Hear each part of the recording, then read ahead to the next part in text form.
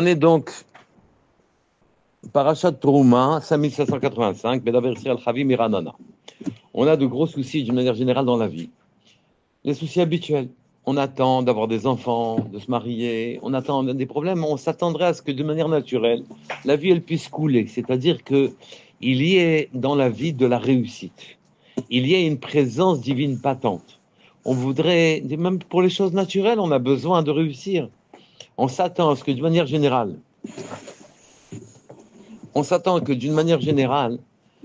Akadosh soit présent dans notre vie. Et d'une manière générale, on ne le sent pas. Et pour nous, même s'il n'est pas encore question d'avoir des révélations divines, on voudrait bien que la vie, au jour le jour, oui, elle soit ensoleillée par une présence d'Akadosh Baruch Hu. Que nos problèmes soient résolus, que nos desiderata et nos ambitions naturelles, elles soient répondues, qu'il y ait de la vie dans notre vie en quelque sorte, qu'on voit, qu'on sente sa présence divine, de manière générale. Et c'est très difficile pour nous de percevoir ces choses. Les ennuis, on les perçoit. Les problèmes, on les perçoit. Mais quand il n'y a pas de solution, on se demande, mais Hachem, qu'est-ce qu'il fait? On est en période de guerre. Il y a des gens qui sont pris en otage. Ils ont des vies horribles pendant des années. Ils sont marqués à vie, oui. On se demande à ce moment-là, mais Hachem, pourquoi tu n'es pas là? Oui. Eh bien, dans la paracha, on apprend petit à petit à faire descendre Hachem sur nos vies.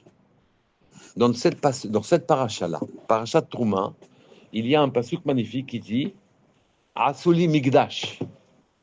Faites-moi un Migdash, Veshachanti Betocham, et je résiderai parmi vous. C'est-à-dire qu'en vérité, pour avoir une perception réelle, un sentiment qu'Hachem il a avec moi dans la vie, on va apprendre comment le faire dans cette paracha. Asuli Migdash, fais-moi un Migdash. Rashi dit Beit HaMigdash. Fais-moi une maison, oui. Veshachanti Betocham, et je résiderai dedans. Kechol asher ani mar'e otcha, comme tout ce que je vais te montrer maintenant. Et tzavnit Mishkan, les plans du Mishkan, et tzavnit kol kelav, oui, et les plans de tous les ustensiles qui seront dans ce Beit HaMikdash. Vechen ta'asu, ainsi vous ferez. Il y a dans ce pasuk beaucoup de choses qu'on ne comprend pas. Je reprends. Nous devons percevoir la présence divine dans notre vie. Une vie qui n'est pas ensoleillée par la présence divine, c'est une vie morose, difficile à vivre.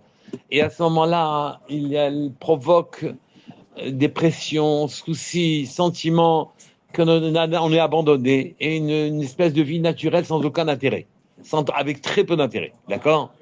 Comment on arrive à faire descendre la présence divine sur nous? C'est dans ce pasuk. On te dit ici, Asuli Migdash, fais-moi un Migdash. On n'a pas écrit Beit HaMikdash. Fais-moi un Migdash, fais-moi un endroit saint.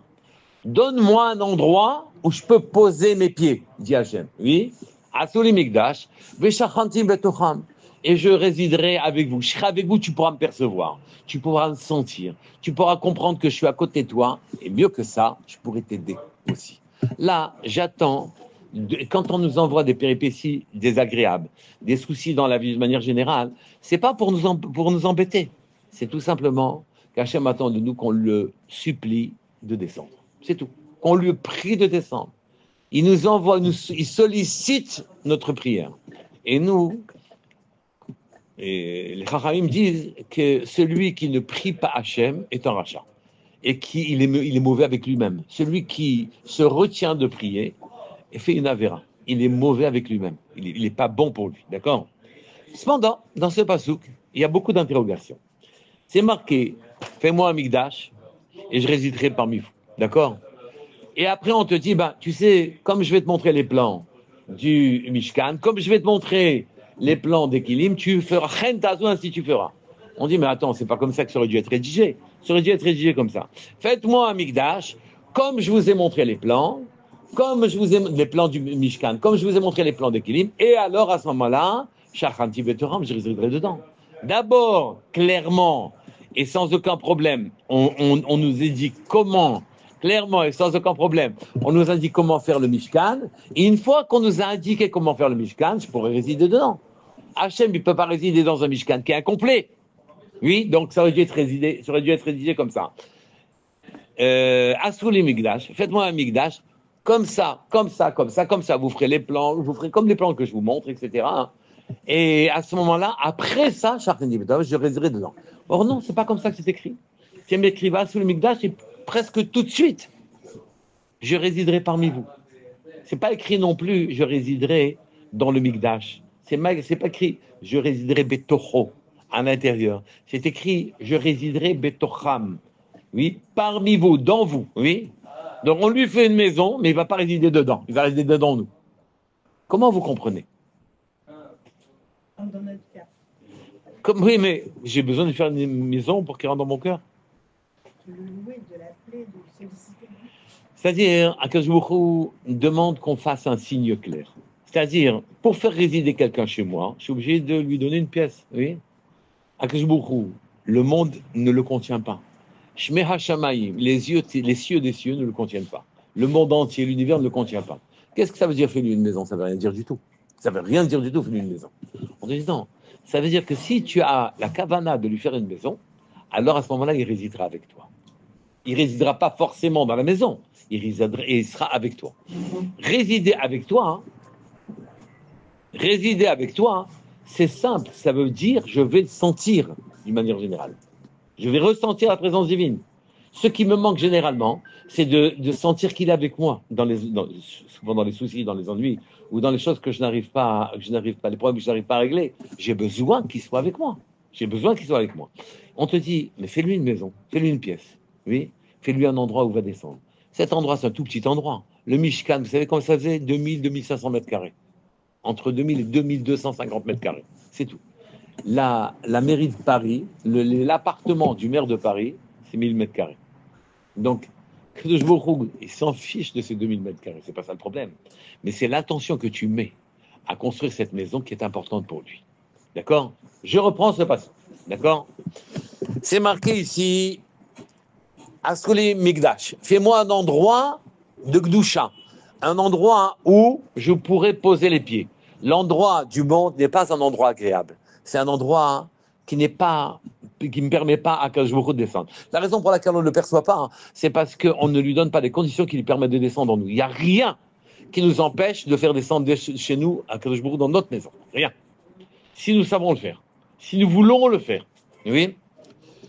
Et c'est marqué, donc je reprends. Je résiderai non pas dans la maison, mais je résiderai dans vous. Oui. Or, les cieux ne le contiennent pas. Est-ce qu'un petit endroit pourrait le contenir?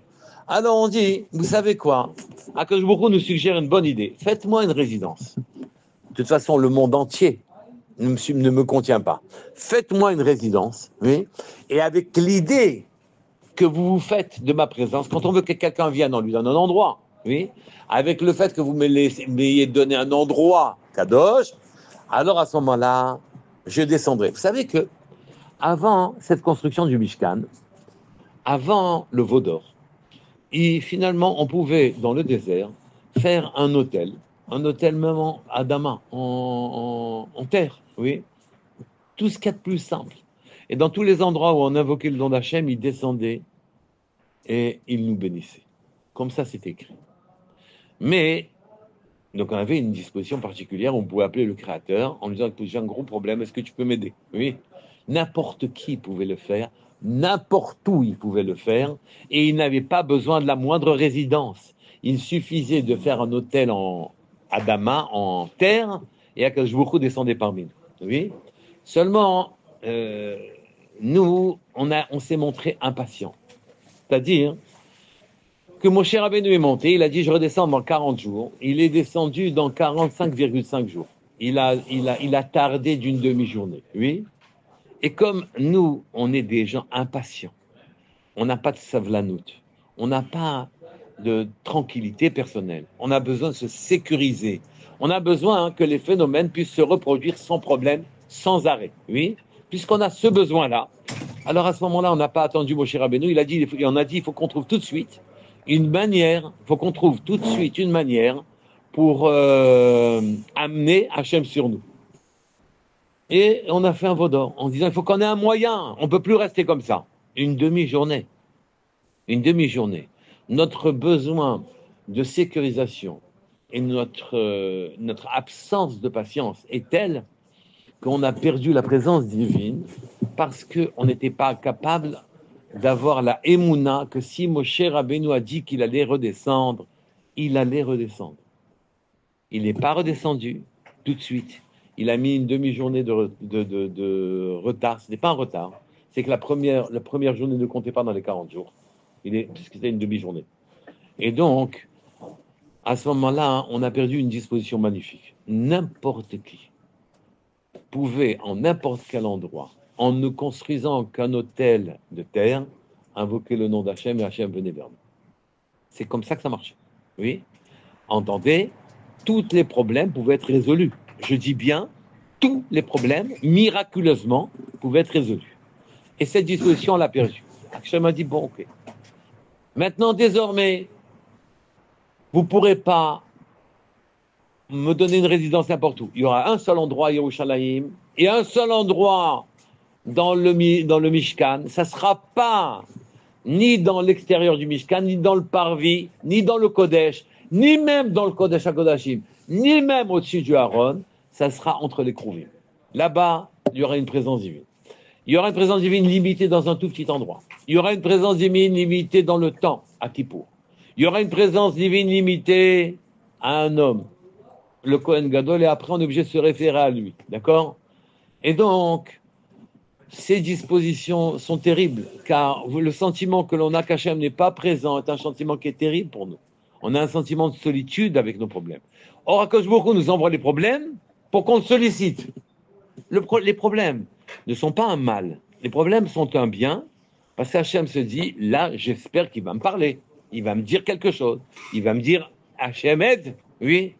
Il va attendre de moi que je me manifeste. Il va me mettre dans sa vie, oui. Et c'est à ça que servent les problèmes. D'accord? Comment faire pour pouvoir faire descendre Hachem sur nous? D'accord? Je reprends les questions. Dans ce passouk, c'est marqué, oui, Asuli Mikdash Veshachanti Metocham. Faites-moi un endroit dans lequel je pourrais descendre, qui est Kadosh, Asuli Mikdash, oui, et je résiderai parmi vous. Mais juste après, c'est marqué, mais vous le ferez, comme je vous l'indique, d'après les plans du Mishkan et d'après les plans que je vous donnerai de tous les ustensiles. On dit, mais on aurait dû, depuis le début, parler de ces ustensiles, avant de dire, et je résiderai dedans. Je vous redis non. Avec votre kavana, qui est un instrument puissant, avec vos intentions dans la vie, votre conscience, que vous pouvez appeler Hachem et le faire descendre, même si vous êtes très insuffisant, que vous savez rien faire d'autre, oui, que de l'appeler, Akadosh Baruch Hu viendra. Il ne viendra pas se manifester comme il s'est manifesté à Moshe Rabbeinu, oui. Ça dépendra ensuite de ce qu'on fera. Mais en tout cas, vous pouvez appeler depuis le début. Où c'est écrit? C'est écrit dans le Passouk. Asuli Mikdash, faites un Mikdash, et je ne sais même pas quoi faire, oui.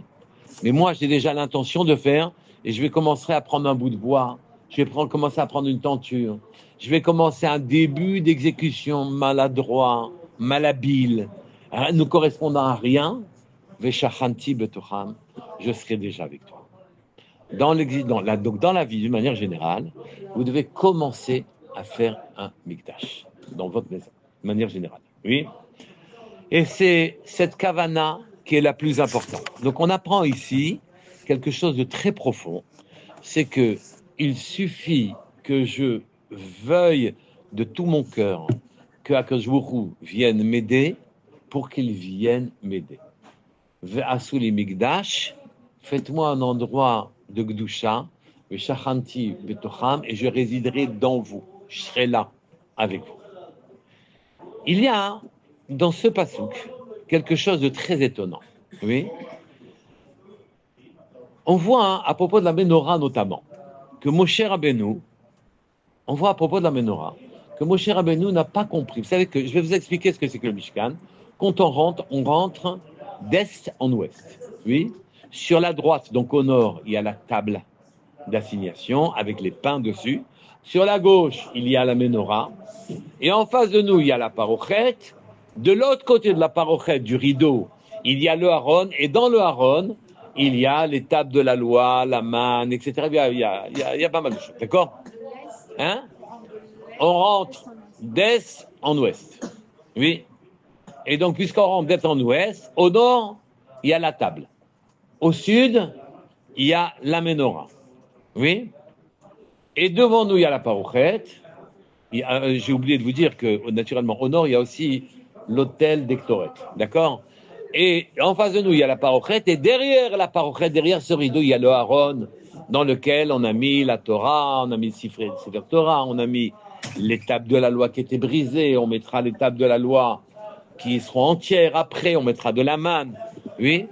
Et donc, c'est comme ça que ça se situe. Oui? Hachem, il est partout dans le monde. Il n'y a pas un endroit où il n'est pas. D'accord?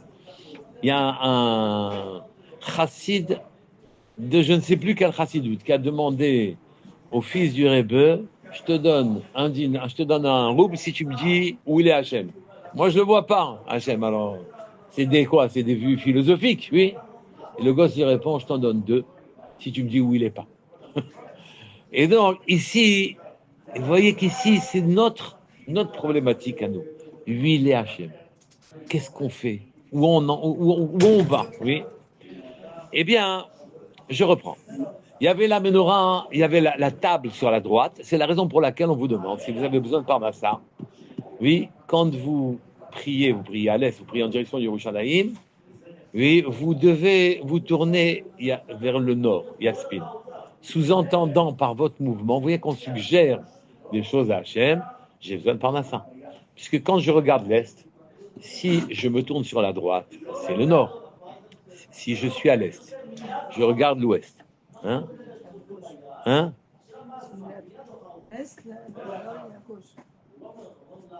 Si je suis à l'est et je vais vers l'ouest, oui, il y a la table sur la droite. La table, il y a le pain. Donc quelqu'un qui manque de pain, qui veut de la parnassa, qui veut de l'argent, quand il se tourne en faisant la tefila vers Akadosh Baruch Hu, il se tourne un petit peu vers le nord, suggérant que c'est la table qui l'intéresse. S'il veut de la chorma, il se tourne vers le sud, sur la gauche. Oui, se tournant vers la menorah, vers la lumière, alors à ce moment-là, il suggère que c'est de la chorma qu'il veut. D'accord? S'il veut les deux, alors à ce moment-là, il faut qu'il n'existe pas, puisqu'il n'a pas de makom personnel, il est à la fois à droite et à la fois à gauche. Et Akadosh Baruch Hu lui donne tout ce qu'il a besoin. Mais laissons ça de côté. Donc ici, la menorah, Moshe Rabbeinu ne comprenait pas. Il ne comprenait pas la menorah, il ne voyait pas à quoi ça servait. En fait, mes rabbinim m'ont expliqué qu'ils ne comprenaient pas comment quelque chose d'éminemment matériel, comme un homme, oui, qui est crispé sur sa matérialité, qui ne sait pas comment la vivre, comment s'en échapper, il ne peut pas. C'est très difficile. Comment pourrait-il avoir un horizon spirituel?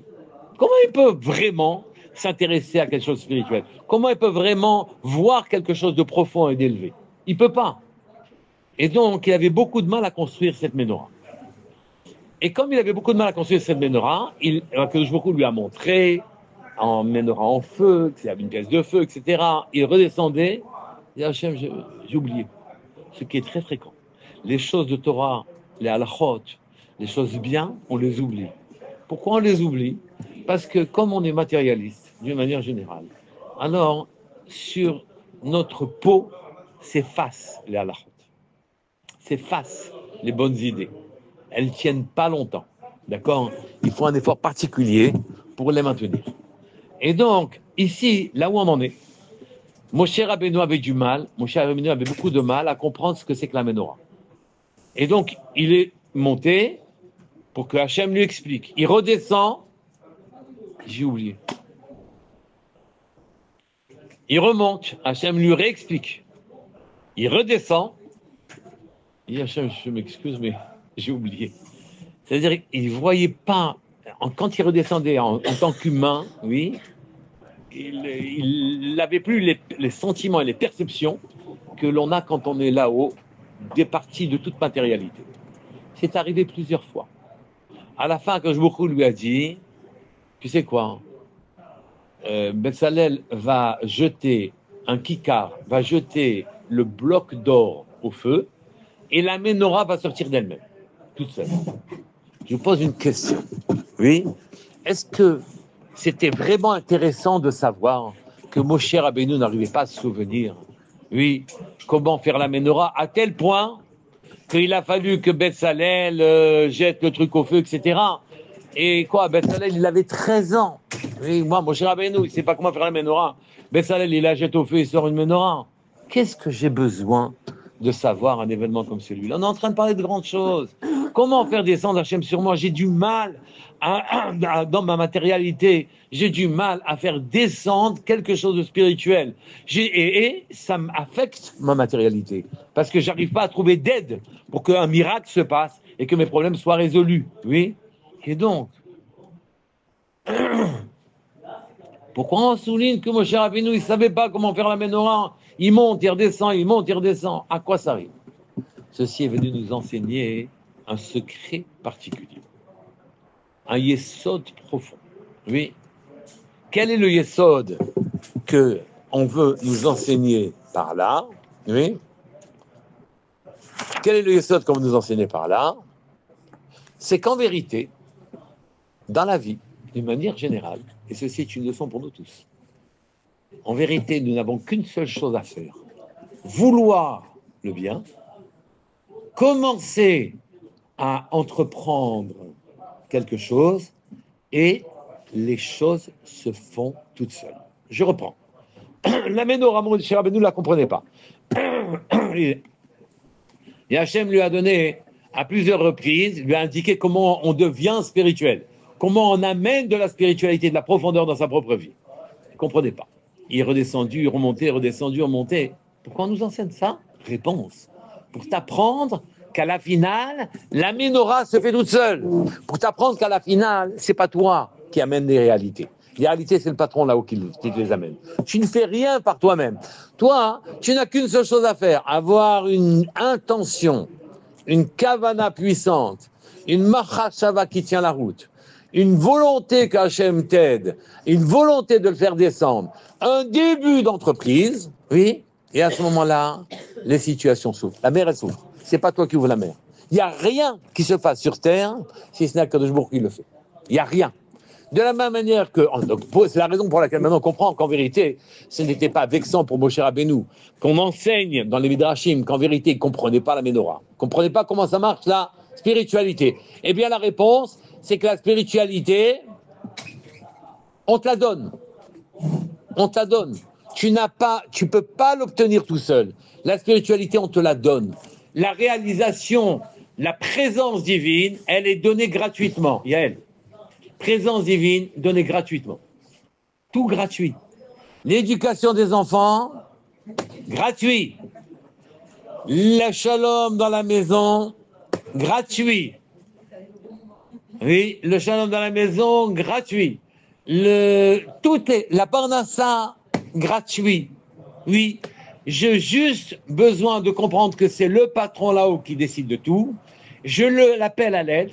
Et je le veux, je l'attends vraiment, et avec la puissance de ma kavana, et naturellement chacun avec son niveau, oui, avec la puissance de ma kavana, je fais descendre les situations. Hachem, il vient et il me donne ce que je dois faire. Je ne fais pas des situations, c'est lui qui le fait.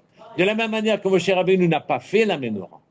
La menorah qui est en quelque sorte la lumière, la menorah c'est la lumière, oui, la menorah on l'allume, et elle apporte de la lumière au monde entier, elle apporte le sentiment de présence divine au monde entier. Oui, à tel point que les fenêtres du Mishkan étaient dans l'autre sens. C'est-à-dire, nous, on fait des fenêtres pour que le soleil de l'extérieur il puisse rentrer, mais les fenêtres du Mishkan étaient dans l'autre sens. La lumière venait de l'intérieur sur le monde entier. Donc, la menorah qui amène de la lumière au monde entier, d'une manière générale, cette menorah-là, qui amène la lumière, elle amène la lumière toute seule. J'ai besoin de demander la lumière, demander la présence divine. J'ai besoin d'y croire. Et à partir du moment où je suis dans cette disposition profonde, personnelle, de vérité, à ce moment-là, comme de la même manière que Moshe Rabbeinu, qui a dit, mais la menorah, quoi? Les hommes, ils vont être spirituels, maintenant, ils vont être présents à la chaîne. Mais il va y avoir un lien avec le haut. C'est pas possible. Je dis, oui, prends ton bloc d'or, là. Oui. Jette-le dans le feu. la menorah sortira toute seule. C'est comme ça pour notre vie, de manière générale. Tout celui, plus j'attache la réussite à mes efforts, moins je réussis. Plus j'attache la réussite à ma kavana, plus je réussis. Plus je donne de place au patron, plus je réussis. C'est pour ça que même les goïms qui ont compris ça, ils ont un proverbe en France. Oui, c'est le paysan le plus bête qui a les plus belles pommes de terre. Et ils disent pas le plus bête, ils disent un autre mot. Qui a les plus belles. Et c'est vrai. C'est-à-dire l'autre qui fait des trucs agronomiques, des machins, etc. À la finale, ils sont de pommes de terre pas mal, oui. Et lâchez le paysan qui a fait.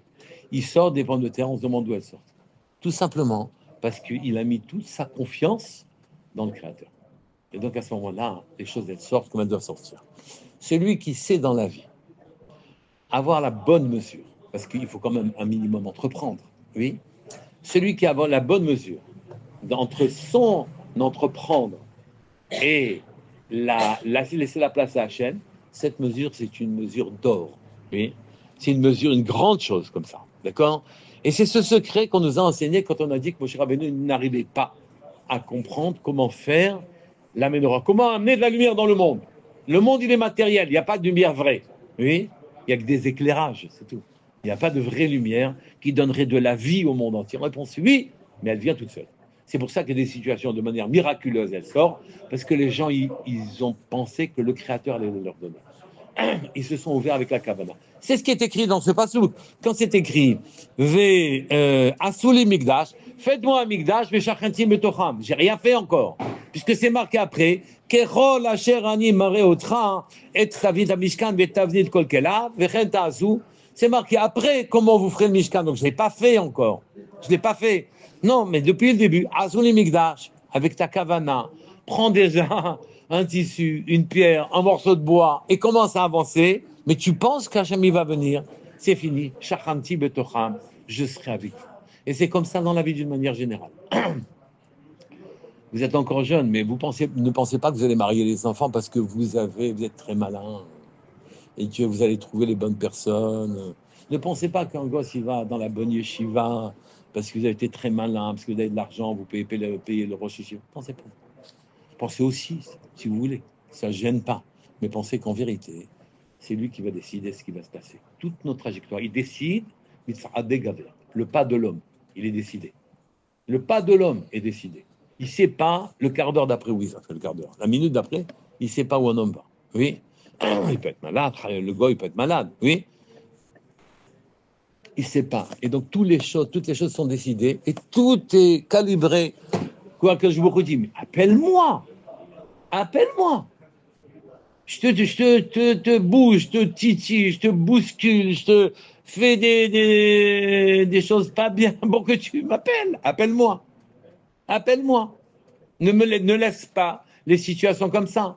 En plus, tu vas rien faire de sérieux pour que je vienne. Il n'y a rien qui me fera venir. C'est simplement ta kavana, la puissance de ta kavana, ta émouna. Et c'est ça qui me fera venir. Appelle, déjà. Appelle. Ne reste pas. Laisse pas les choses comme ça. D'accord? Et alors, à ce moment-là, le passouk continue. Oui? Le passouk continue et il dit Kechol asher ani mare otra et tavnit samishkan ve tavnit kol kelav. Je vous le traduis. Oui, et je vous ai dit que ça aurait dû on aurait dû d'abord construire la totalité du Mishkan et après Hachem il dit et je résiderai dedans. D'accord? C'est pas marqué d'ailleurs, je vous rappelle, je résiderai dans la maison, dans ce Mishkan, c'est marqué, je résiderai dans vous. Donc, Akadosh Baruch Hu vous suggère la chose en disant, écoute, vous voulez que je réside, vous voulez me sentir, vous voulez sentir que je suis là, pour vous aider présentement avec vous, oui, faites-moi un Mishkan. Le Mishkan, c'est pas pour résider, le monde entier ne me contient pas. Mais l'idée que vous avez, que quand on veut que quelqu'un vienne chez nous, on lui donne une place, donnez-moi une place et je serai là. Donnez-moi une place, je serai là. Et donc ici, vous avez pratiquement toute la manière de fonctionner. Justement, j'y viens. C'est marqué Kechol Asher Ani Mar et Otra. Comme tout ce que je te montrerai. Mais c'est pas marqué tout ce que je te montrerai, tu le feras. C'est marqué Kechol, comme tout ce que je te montrerai, tu le feras. Et Tavnit à Mishkan. Dis-moi, comme je te montrerai le Mishkan. Qu'est-ce que ça veut dire Et Tavnit à Mishkan? Qu'est-ce que ça veut dire etavnit kol kelav? Les plans de kol kelav. Ça veut dire quoi ce mot-là en trop? Oui. Kechol est pas le mot normal. Il aurait dû dire kol. Fais comme je t'ai dit. Deuxièmement, comme je te montre le Mishkan, comme je te montre les kelav, fais-les. Pourquoi c'est marqué tavnit à Mishkan, tavnit kol kelav? Et ici, en vérité, vous avez quelque chose, encore une fois, un secret dont on a besoin pour pouvoir vivre correctement son existence. Oui. Kechol, c'est pas comme chol. D'accord? Kol, ça veut dire, c'est précisément tout ce que je te dis. Et là, je viendrai. C'est pas écrit ça. C'est écrit Kechol. À peu près. Kadosh Baruch Hu vous dit, je suis conscient que vous avez des défaillances. Je suis conscient que vous ne savez pas quoi faire exactement pour que je descende. Je suis conscient que vous avez des manques. Je suis conscient que quand vous travaillez de sirougim, comme un morse. Oui, vous êtes avec moi. Un point, oui, un espace, vous n'êtes plus avec moi. Un trait, vous n'êtes plus avec moi. Un point, un trait, deux traits, un point. Oui, non, non, oui, oui, non, non, oui, etc. Ça va. Kechol. Là-bas, ça fait rien, c'est pas grave, dit Hachem.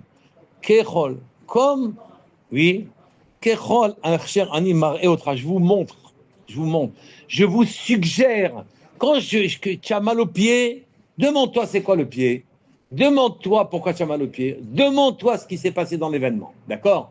Demande-toi, je te suggère par l'événement et par ses composantes, je te suggère quelque chose. Ouvre-toi à cette suggestion. Demande-toi, qu'est-ce qui se passe? Oui. Et qui c'est qui me racontait qu'on avait traité de sale juif dans la rue? Et il a regardé, il s'est dit, mais pourquoi on me traite de sale juif? Il ne s'est pas dit, mais voilà, c'est encore un goy qui me traite de sale juif, etc. Non. Pourquoi on me traite de sale juif? Qu'est-ce qui se passe? Oui. Et effectivement, il avait gardé Shabbat, son mouchoir sale dans la poche. Ça, c'est un homme intelligent. Il rapporte à l'événement toute sa sagesse. Il rapporte à l'événement, il regarde dans l'événement tout ce que cet événement lui suggère. Oui, lui suggère. Et à ce moment-là, très clairement, il demande à que je vous en fonction de ce qu'il a, oui, en fonction de la suggestion, du remède, de l'allusion, il réagit à ce moment-là. D'accord? C'est ça, Kechol. Maintenant, je vous ai posé une autre question. Je vous ai dit, Kechol asher ani mar'e otra, et tavnit Mishkan. Le plan du Mishkan, je vais vous le montrer. Dis, je te montre le Mishkan. Pourquoi le plan du Mishkan? Et tavnit kol kelav, oui, et le plan de tous les ustensiles. C'est quoi cette histoire de plan? Eh bien, c'est qu'en vérité, il n'y a pas une situation dont l'armature, oui, n'est pas dans le ciel. Il ne se passe rien d'anodin sur Terre. C'est qu'en vérité, ces racines de tout événement, de toute chose qui existe, les plus insignifiantes, les araignées, les choses, il n'y a pas une créature qui ne réponde pas à un plan dans le ciel. Il y en a, ça n'existe pas. Aussi bien dans les événements tels qu'ils se passent, que dans les créatures telles qu'ils existent. Vous connaissez tous l'histoire je vous ai raconté la semaine dernière, l'histoire de David Ameller qui se sauvait quand ses assaillants voulaient le tuer, qui s'est réfugié dans une grotte, et les araignées ont recouvert le devant de la grotte. Et oui, très rapidement, je peux vous dire que les araignées, c'est vrai, elles savent refaire une toile très rapidement, et que donc ceux qui sont passés devant la grotte, c'est pas possible que David soit à l'intérieur, parce que les araignées n'auraient pas pu construire cette toile aussi rapidement. C'est faux. Elles peuvent construire. Et donc David Ameller a dit, il n'a pas dit, bon, j'ai été sauvé parce qu'ils sont bêtes. Il n'a pas dit ça. J'ai compris à quoi sert l'araignée. C'est-à-dire, il a eu le réflexe que nous devrions tous avoir. Devant un événement, bon, moins bon, devant une créature, agréable, pas agréable, devant quelque chose qui nous sollicite, je me pose une question, me demandant qu'est-ce qui se passe. C'est quoi le plan de ce que j'ai en bas? C'était quoi le plan? Ça s'appelle Tavnit. Oui. Il n'y a pas d'événement, où il n'y a pas de chose de créer qui ne répond pas à un plan dans le ciel. Ça n'existe pas. dans notre vie, nous devons nous poser sans arrêt la question de qu'est-ce qui se passe? Sans arrêt. C'est quoi ta venite? Qu'est-ce qui se cache derrière l'événement? Vous avez toujours derrière l'événement, oui, à rechercher les causes de l'événement et vous découvrirez à ce moment-là les problèmes que vous devez résoudre ou le travail que vous devez faire, d'une manière générale. Ceci s'appelle Tavnit. Et donc maintenant, on comprend ce pasouk. Ce pasouk est en train de nous dire, oui, Asuli Mikdash, faites-moi un endroit de Gdusha. Veshachanti Betovak, dès votre kavana, si elle est profonde, si elle est émette, alors à ce moment-là, je résiderai parmi vous. Je serai avec vous. Oui, je serai avec vous. Juste, donc, on n'attend pas qu'on fasse quelque chose. Il attend rien. Oui, il attend la kavana. Il attend la volonté qu'on soit avec lui. D'accord?